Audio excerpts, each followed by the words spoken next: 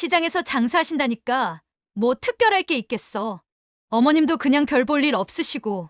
시장에서 채소 가게를 운영하는 이선자, 아들 도연의 여자친구 장소민이 베란다에서 통화하는 내용을 우연히 듣게 됩니다. 하지만 이선자에게는 아무도 모르는 비밀이 있었는데 바로 상당한 부동산을 소유한 숨은 자산가였는데 오늘의 이야기 시작합니다. 그 전에 잠깐 구독과 좋아요 눌러주시면 복 받으실 거예요.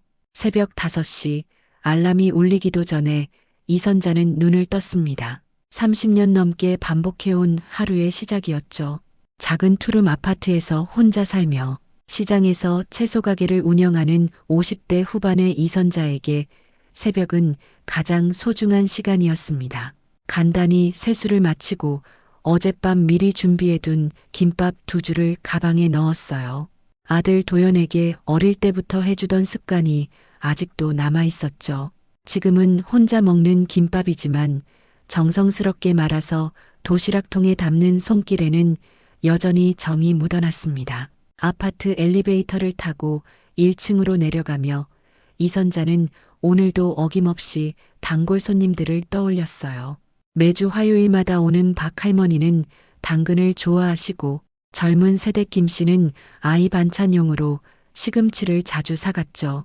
손님 하나하나의 취향을 기억하고 있는 이선자의 마음속에는 시장이 단순한 장사터가 아니라 소중한 인간관계의 터전이었습니다. 시장에 도착해서 가게 문을 열고 하루를 준비하는 동안 이선자는 늘 감사한 마음을 가졌어요. 비록 손톱 밑에 흙이 끼고 하루 종일 서서 일해야 하는 고된 노동이지만 정직한 일로 아들을 대학까지 보내고 변호사로 키워낸 자부심이 있었거든요.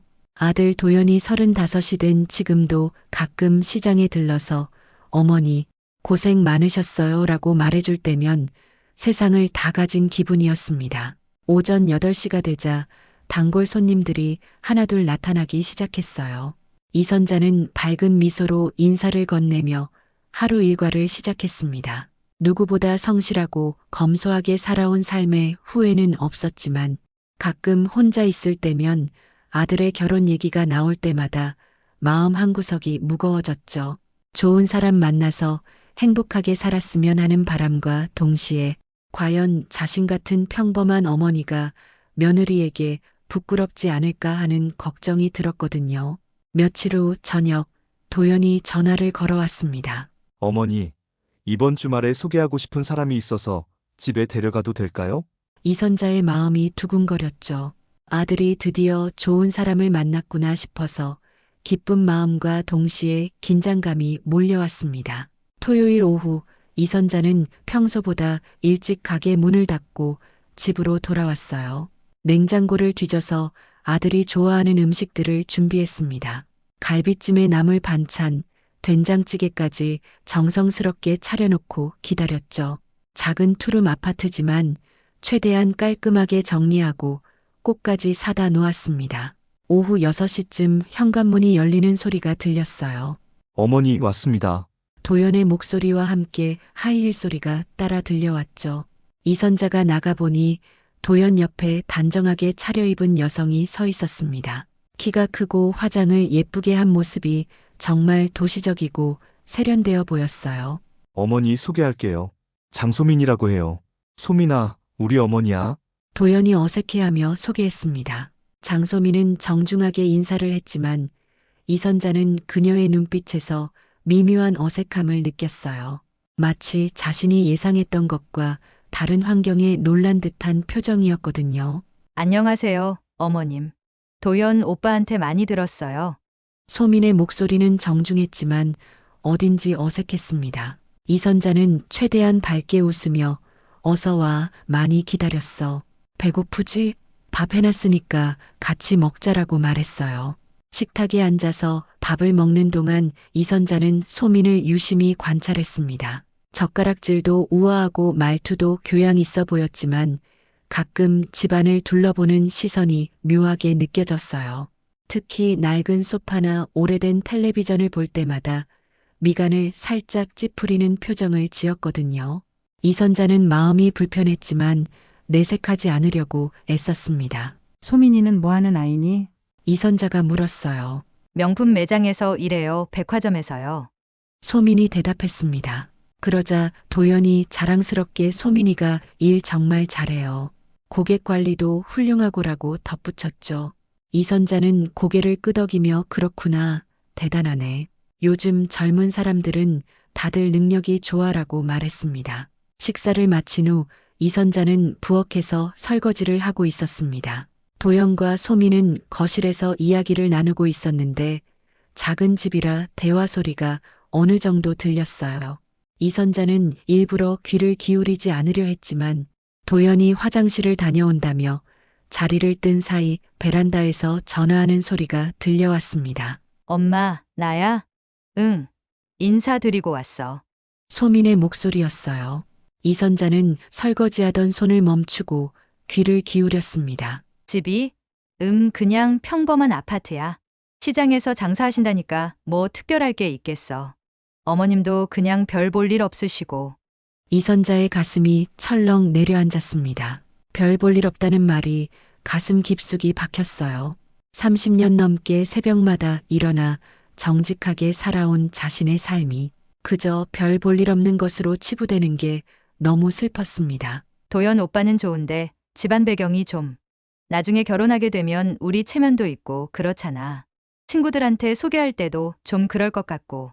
소민의 목소리가 계속 들려왔어요. 이선자는 설거지를 계속하면서도 눈물이 핑 돌았습니다. 잠시 후 소민이 베란다에서 나와 다시 거실로 돌아갔습니다. 어머님, 설거지 도와드릴까요? 정중한 목소리로 물어봤지만 이선자는 이미 그녀의 진심을 알고 있었어요. 괜찮아. 혼자 하는 게 편해. 너희끼리 이야기해. 이선자는 최대한 평정심을 유지하며 대답했습니다. 도연과 소민이 떠난 후 이선자는 혼자 앉아서 깊은 생각에 잠겼어요.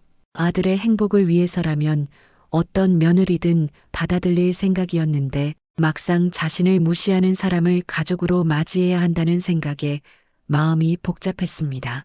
하지만 무엇보다 도연이 행복해하는 모습을 보니 쉽게 반대할 수도 없었어요. 그날 밤 이선자는 잠들기 전까지 오랫동안 고민했습니다. 과연 소민이 도연을 진심으로 사랑하는 건지 아니면 단순히 변호사라는 직업에 끌린 건지 궁금했어요.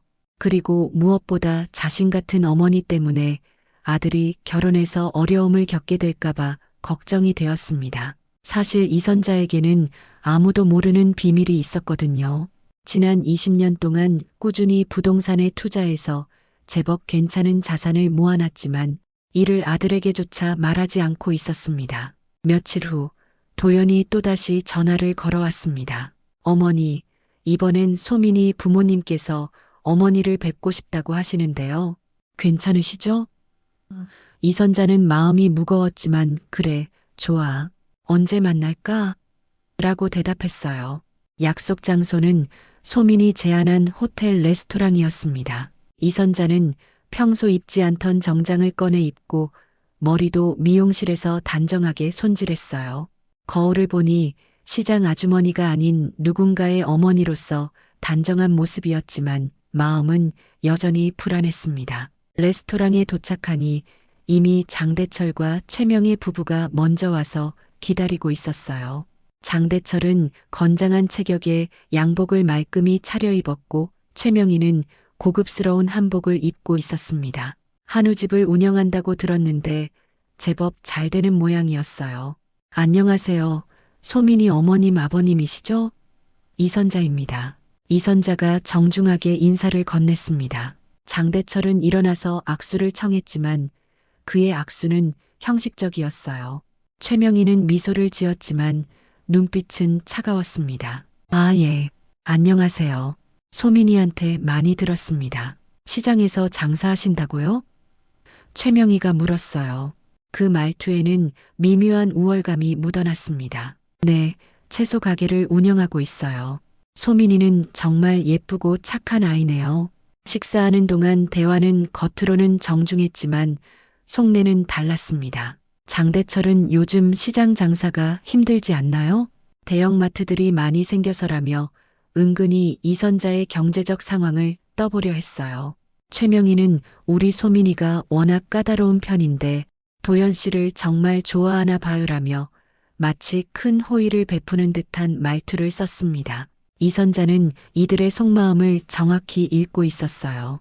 우리 딸에게는 좀 부족한 집안이지만 어쩔 수 없이 만나주는 거야라는 생각이 역력히 보였거든요.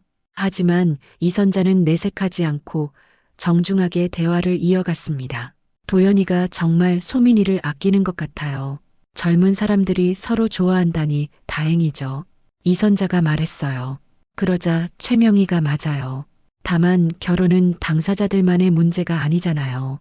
집안끼리 어울려야 하는 것도 있고 하며 말끝을 흐렸습니다. 식사를 마치고 헤어질 때 장대철 부부의 표정에서 이선자는 확신했어요. 이들은 자신을 도연의 어머니로 인정하고 싶어 하지 않는다는 것을.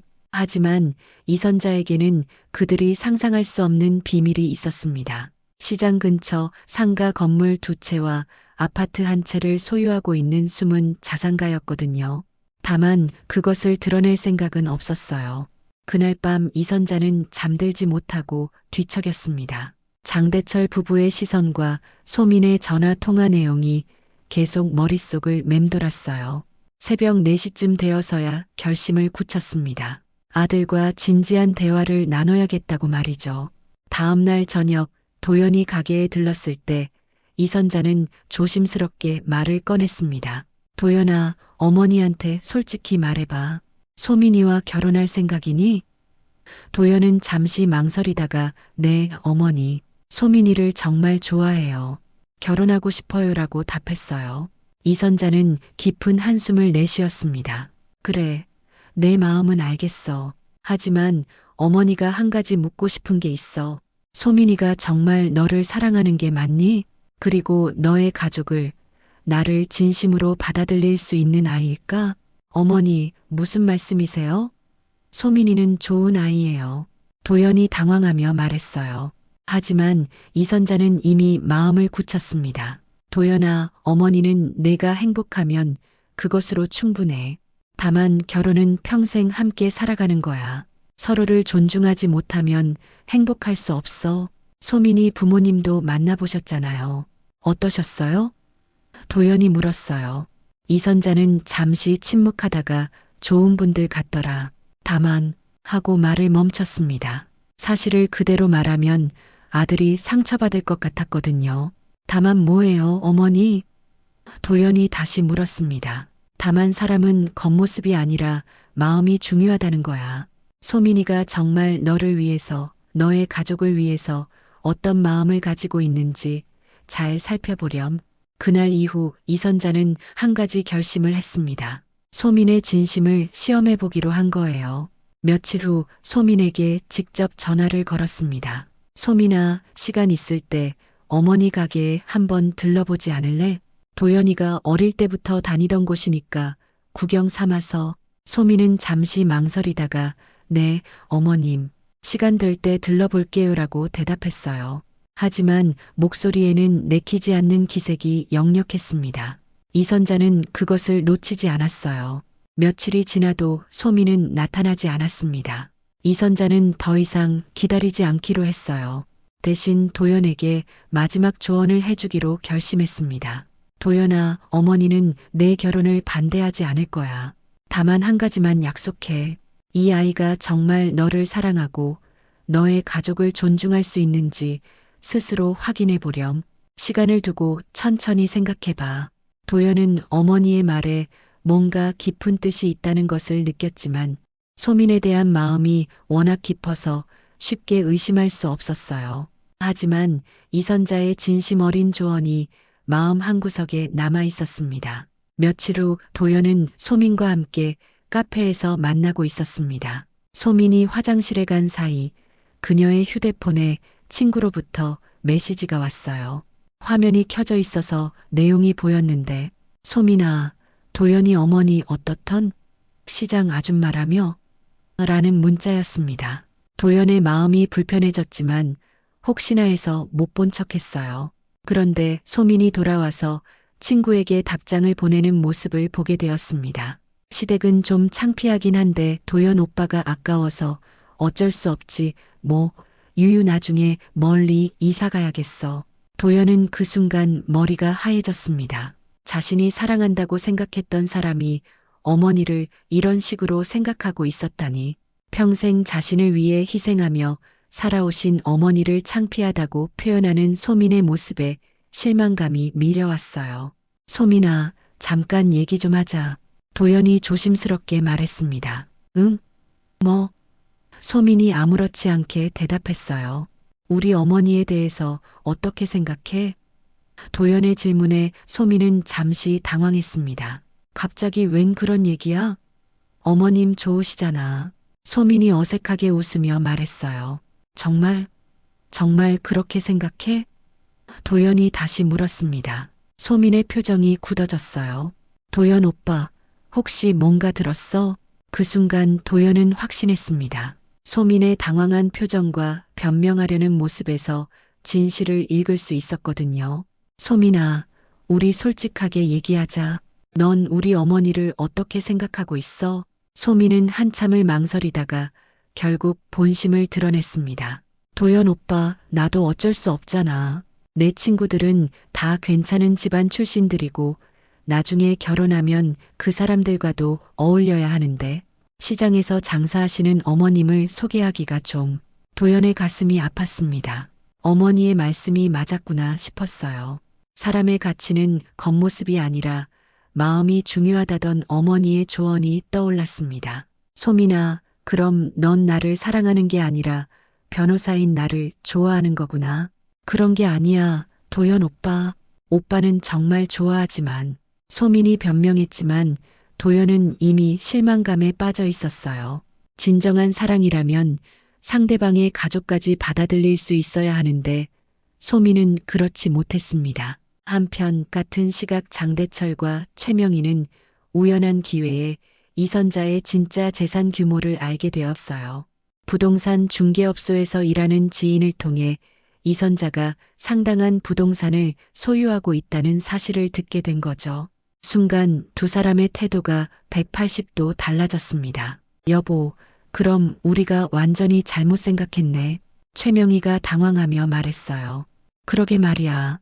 시장에서 장사한다고 해서 무시했는데 알고 보니 우리보다 훨씬 부자였잖아.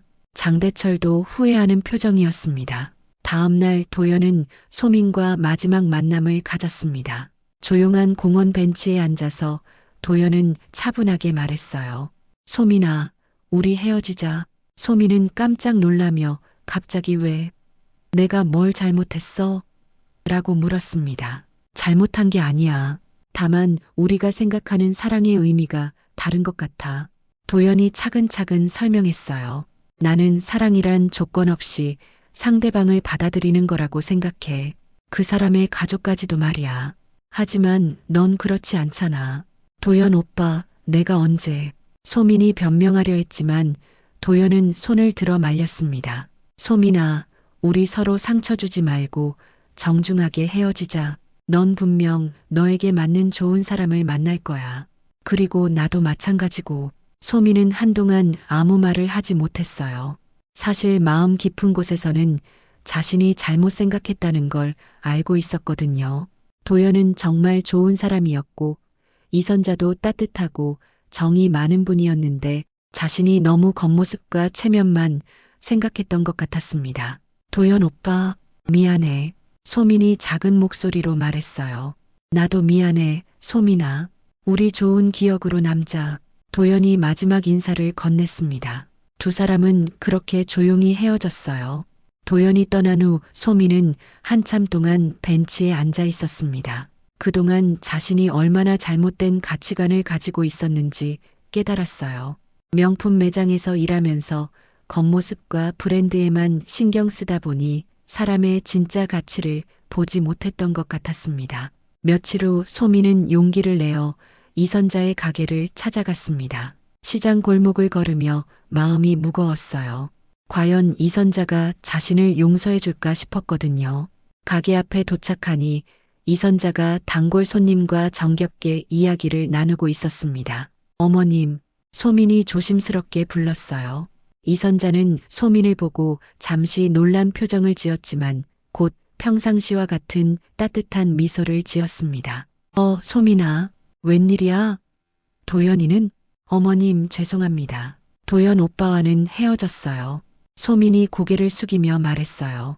그리고 제가 너무 잘못 생각했던 것 같아서 사과드리러 왔어요. 이선자는 소민의 진심이 담긴 목소리를 듣고 마음이 움직였습니다. 들어와서 차라도 한잔하자. 이선자가 소민을 가게 안쪽 작은 공간으로 안내했어요. 소민은 눈물을 글썽이며 어머님, 정말 죄송해요. 제가 너무 어리석었어요.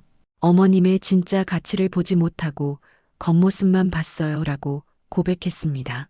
이선자는 소민의 손을 잡으며 괜찮아, 소민아. 사람은 누구나 실수할 수 있어. 중요한 건 깨닫는 거야 라고 말했어요. 그 순간 소민은 이선자의 진짜 품격을 느꼈습니다. 자신을 무시했던 사람까지도 따뜻하게 품어주는 넓은 마음을 말이죠. 소민과의 진심 어린 대화를 나눈 후 이선자는 마음이 한결 편해졌습니다. 소민아, 사람의 가치는 말이 아니라 삶에서 드러나는 거야. 내가 이렇게 찾아와서 사과할 수 있는 용기가 있다는 것만으로도 충분히 성장한 거야. 이선자의 말에 소민은 깊이 고개를 끄덕였어요. 몇 달이 흘렀습니다. 도연은 소민과 헤어진 후 처음에는 상처가 있었지만 시간이 지나면서 오히려 홀가분해졌어요. 어머니의 지혜로운 조언 덕분에 진정한 사랑이 무엇인지 깨달을 수 있었거든요. 그러던 어느 날 법률 상담 봉사활동에서 김유진이라는 초등학교 교사를 만났습니다. 유진은 소외계층 아이들을 위한 법률 지원 프로그램에 참여하고 있었어요. 도연이 아이들에게 쉽게 법을 설명해주는 모습을 보고 정말 아이들을 좋아하시는군요라고 말을 걸었습니다. 도연은 유진의 순수하고 따뜻한 미소에 마음이 끌렸어요. 네, 어릴 때 어머니께서 늘 말씀하셨거든요. 어려운 사람을 도우며 사는 게 진짜 보람이라고. 도연의 대답에 유진은 멋진 어머님이시네요. 저도 그런 분을 뵙고 싶어요라고 말했습니다. 도연은 유진의 말에서 진심을 느꼈어요. 몇 차례 만남을 거듭하면서 도연은 유진이 정말 특별한 사람이라는 걸 알게 되었습니다. 유진은 도연의 직업이나 배경에 관심을 두기보다는 그의 인격과 가치관에 더 관심을 보였거든요.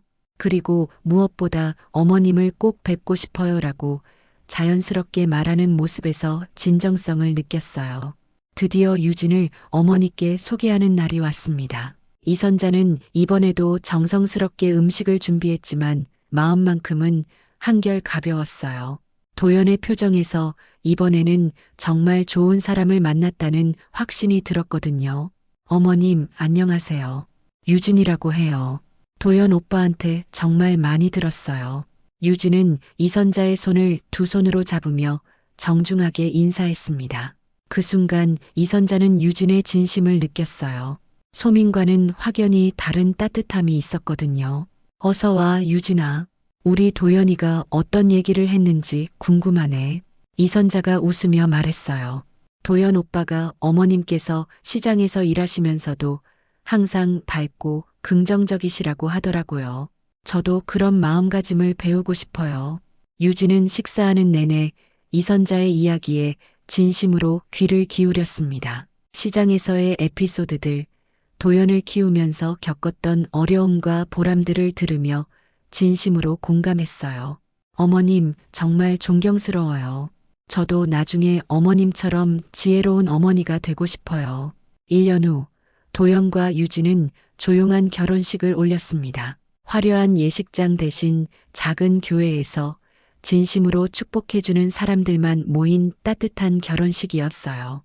이선자는 유진의 손을 잡으며 이제 정말 우리 가족이 되었구나라고 말했습니다. 결혼식 후에도 이선자는 여전히 시장에서 채소 가게를 운영했습니다. 유진은 주말마다 시장에 와서 이선자를 도왔고 도연도 시간 날 때마다 어머니를 찾아왔어요.